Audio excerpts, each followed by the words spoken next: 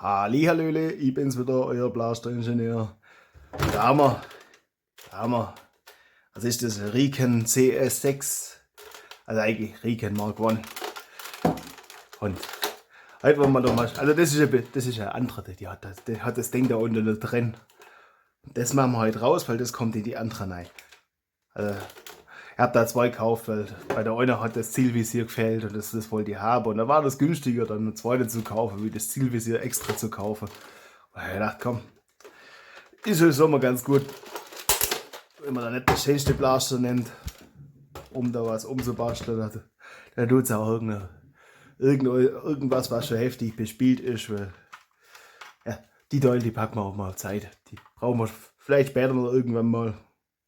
Aber ja, für jetzt reicht uns das Ding da noch. Und so langfristig habe ich da einiges auch mit vor mit dem. Also das soll nachher schon was werden.